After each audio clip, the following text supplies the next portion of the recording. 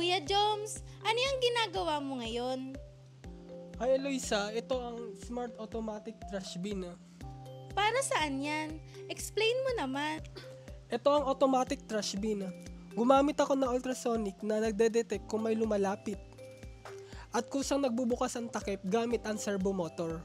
Gamit din ako ng LCD display na nagsushow ng open o close ng status ng basurahan. Simple lang pero smart solution.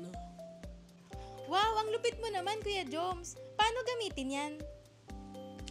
Ganito lang siya gamitin. Itututok mo lang ang kamay mo sa ultrasonic at pwede mo lang itapon ang basura.